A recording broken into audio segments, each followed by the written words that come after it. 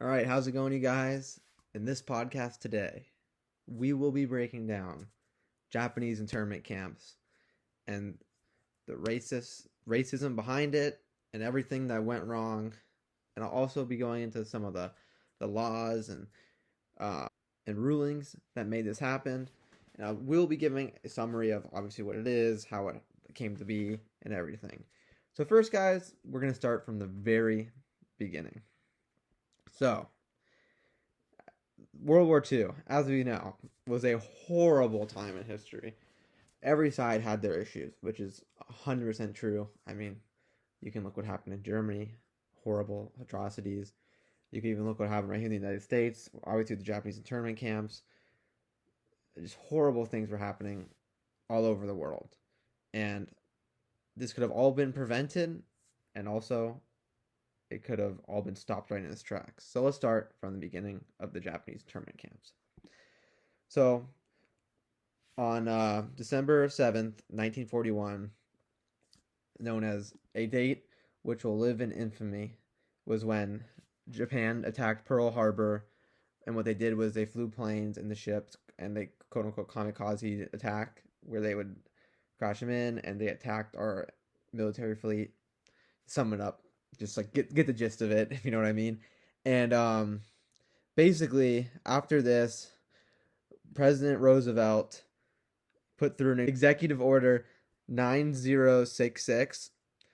So from 1942 to 1945, it was a policy of the government that people of Japanese descent, including U.S. citizens, would be incarcerated in isolated camps enacted as a reaction to Pearl Harbor.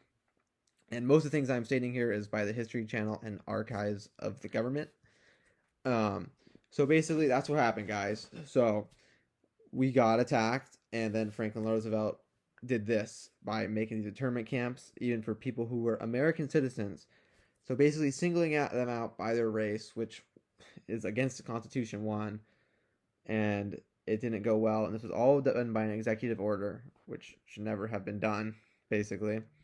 And what these were, the internment camps, they were military zones that were created by the government, and it created in Washington, California, Oregon, and amazing states of large populations of Japanese Americans. And then Roosevelt's executive order forcibly removed Americans of Japanese ancestry from their homes, and this executive order affected the lives of about 120,000 people, and the majority of these people were American citizens. So as you guys can see, that's not very good. And considering that we're rounding up American citizens and putting them in internment camps, which were honestly pretty much concentration camps, which I'll get into later because we got more to cover in the history. So, on December 7th, 1941, after the bombing of Pearl Harbor 2, like right after it, the FBI rounded up 1,291 Japanese American community religious leaders, arresting them without evidence and freezing their assets. This was just due based on solely their race. They had no evidence that they were doing anything wrong, which is clearly racism and clearly should never happen under any circumstances. And basically, they did this just because they were Japanese, and also 1/3 of the Hawaii's population of Japanese descent were basically put into mass incarceration. Japanese fishing boats were impounded, and all this happened with no outcry. I mean, some people, obviously, civil rights movements like this cannot happen, but this was happening crazy amounts of just racism and unfair treatment. But in the midst of this unfair treatment, in 1942, a 23-year-old Japanese American, Fred Korimatsu, was arrested for refusing to relocate to these prison camps. His case made to the Supreme Court, where his attorneys argued, and Korimatsu v. the United States, Executive Order 9066 violated the Fifth Amendment. And let me tell you, it did. But due to the circumstances of the time, Korimatsu sadly lost the case.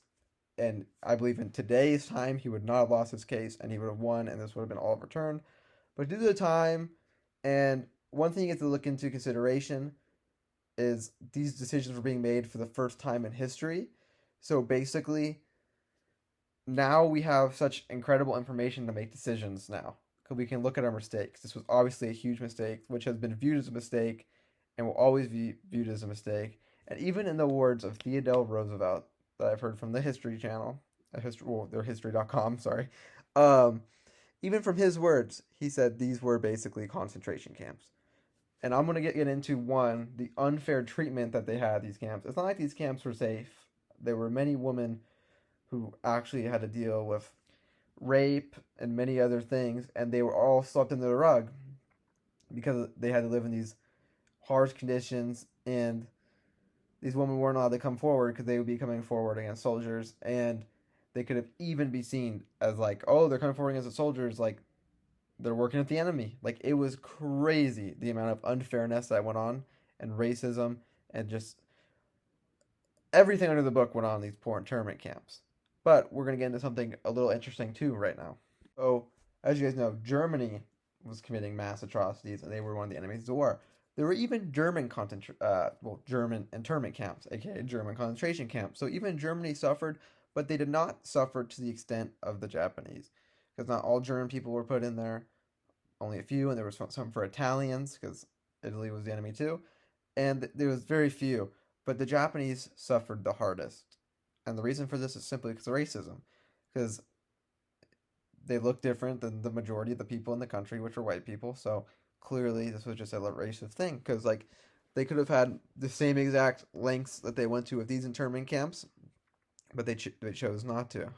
But at the end of it all, they did realize this was a huge mistake, and they tried to do this by President Gerald Ford, March 1946, repealed the executive order, and Congress issued an apology and passed Civil Liberties Act awarding 20,000. And this was during 1976, and in 1988, this one Congress issued the apology, and they're awarding these families like $20,000 to over 80,000 Japanese American as reparations for their treatment, which I thought was a good thing to do. I mean, let's really think about this, guys. If that never happened, then there would have been nothing for this horrible, horrible, horrible, horrible thing that happened. If you think about it, this was a good way of making the right step and showing that we truly care about our United States citizens and will never let a racist act like this happen again. I mean, sure, $20,000 does not amount to the amount of suffering that some of these people went to, as I will get into shortly, but it is a great start into making a change. And one of the biggest things to prevent this is to make changes, help people out that you have technically in this case treated horribly and mistreated. And I will get into all that later, but first let's get into these horrible atrocities that happen in these internment camps. So, during these internment camps, there are many negative effects, one of these being psychological effects. Shock, fear, and worry were the most common initial psychological reactions that were right away during it. And many people suffered long psychological effects after, like feeling this outrage and alienation from their own country that they were born and raised in, while also, you know, having things like PTSD and from all these horrible things, self blame, and a lot of psychological certainty. Sorry. The poor housing and poor living conditions were also a huge factor, and people's health hygiene was not treated very well. It was just a horrible situation to be in, especially for living conditions. And the post-war effects of these were just absolutely atrocious. If you guys hear about this, it was horrible. By the time the war ended, most of these people were too old to restart their careers.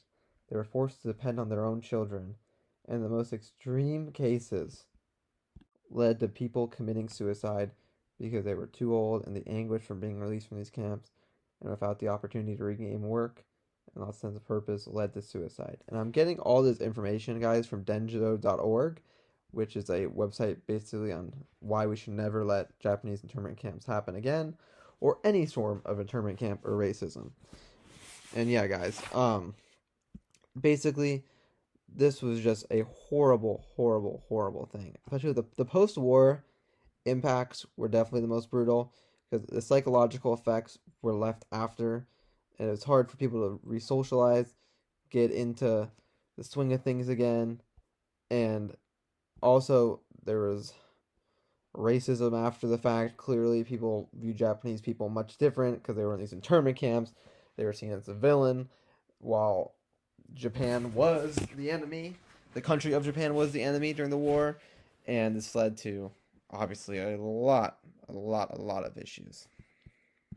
Another form of suffering I'm going to get into is the women of this time. So, during the Japanese internment camps, sexual assault was a very, very high rate. And densho.org once again breaks it down for me very easily. So, basically, there's a ton of atrocities that happened that were just passed on through stories and were not able to be brought up because the military guards that committed them. And some survivors were silent so bad with warnings about speaking openly about their assaults would result in a bad reputation. And this was among the Japanese community because people thought they had a way out, and it was bad because during that time men could get away with whatever they wanted to, and it was just kind of like a boys being boys kind of thing, where like they were able to just do whatever they wanted. A 16-year-old girl who became pregnant after nearly 2 years of sexual abuse was forced to marry her rapist in order to legitimize the child and avoid gossip, which was forced upon her by her father. And this happened quite a few times in the Japanese internment camps. And once again, this would have never happened if they weren't around in the first place.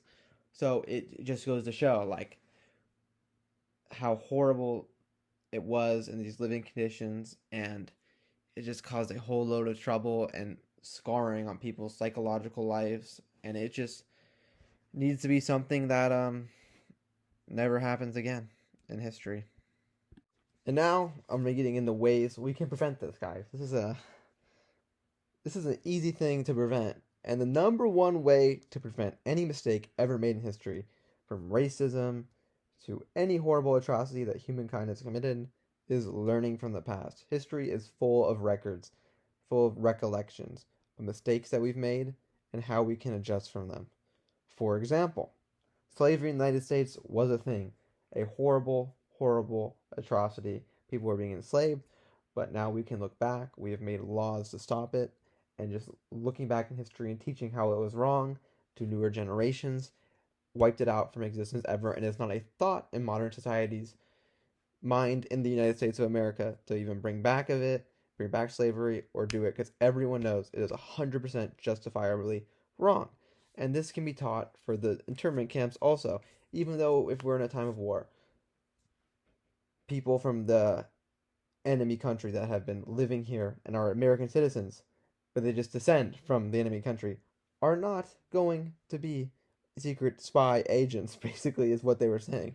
They were saying that some of these were like sleeper cells, like people, which is not the case. And now, because of this, we can learn from our mistakes of our past, which we have seen. Like, for example, during 9/11, we did see some unfair treatment of people who were from the Middle East, but never were they put into internment camps throughout that entire war. So this shows me one good thing, that we did not repeat the mistakes of the past. So learning from the past is always something, and bringing up the past. If something even seems similar to it, bring up the past and be like, hey, this looks a little bit like this. It will help us for miles and miles and miles, as long as we always keep bringing it up and always keep talking about it. Because once you forget the past, it instantly pretty much repeats itself. Another way of preventing this is simply following the rules set in place by our Constitution. Because at the time, they were like, because this is a time of war, this is an exception, we have to do this. That was basically what the ruling was, to sum it up for you. So basically, if we would just simply follow our Constitution, we would not have ended up in this predicament. And that is why our founding fathers set this in stone. And we need to look at this as a thing to say, we need to follow the great rules that we have set, and we need to not make the mistakes of the past, because then we are no better than the countries we try to be better than, the ones who commit all these atrocities and everything. So, overall, I believe that the ways to prevent this is learning from the past and finding the similar problems and and bringing up the past of the internment camps and putting them together and be like, hey, we have this that happened. Let's not do it again. And also following our constitution and rules that have been set in place, and putting in safety management like laws to prevent this, like saying a president does not have the executive authority to single out a race and make them go in internment camp just because their country of origin is the enemy in a war. So yeah, guys, overall, I believe that this podcast bring a lot of light to Japanese internment camps, and I'm hoping that it will be able to be out there forever. And when people think about atrocities that have happened in the past and how we can prevent them, what they were, how they started, what caused them, this podcast will be right here for you to show you why we should not let anything like this happen again. Thank you so much for listening. I will catch you guys later.